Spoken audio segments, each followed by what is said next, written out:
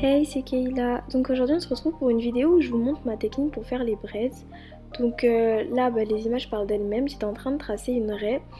Et pour les raies que vous allez faire, faut vraiment vous adapter aux préférences de la personne en fait. Et moi, elle voulait des carrés pas trop espacés. Je sais pas comment dire, mais elle voulait pas une distance trop large au niveau des carrés. Donc j'ai fait comme vous pouvez voir là.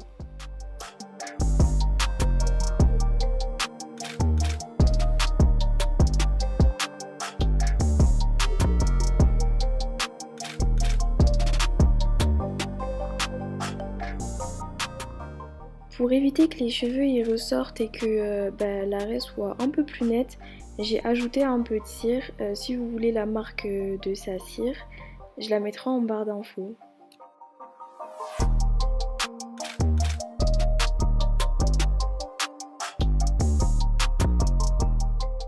Donc là c'est l'étape la plus complexe, j'ai essayé de mettre au ralenti pour que vous puissiez voir. Donc en gros là je sais pas comment expliquer mais j'essaie de faire une boucle avec la première partie des mèches. Donc moi en fait j'aime bien utiliser deux mèches, enfin je sais pas comment expliquer. Mais en gros là je vais faire une tresse avec une petite partie et je vais vraiment pas tresser jusqu'au bout. Hein. Je vais tresser au moins 2 cm on va dire. Et une fois que j'aurai fini de tresser, je vais retresser par-dessus. En fait, j'aime bien faire cette technique parce que ça évite d'avoir nos cheveux qui ressortent et d'avoir directement les 3 branches. Je sais pas si vous voyez. Donc là, vous voyez, j'ai pas tressé jusqu'au bout. Et du coup, là, j'ai directement mes 3 branches, entre guillemets.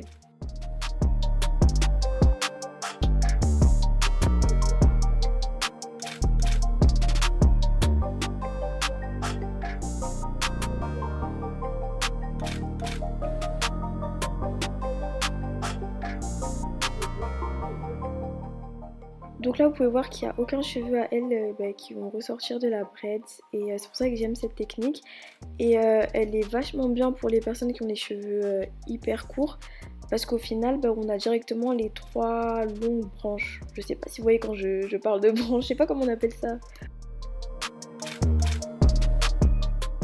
Dans les images qui vont suivre, je vais mettre des arrêts sur image pour que vous puissiez mieux voir. Mais sinon, là c'est vraiment la même étape que l'étape qui suit en fait. Je commence d'abord par faire une tresse toute fine et comme je vous ai dit, pas plus de 2 cm. Et après par-dessus cette étape là, je commence la vraie tresse. Mais c'est le même principe en fait. De toute façon j'ai mis des arrêts sur image, vous allez mieux comprendre.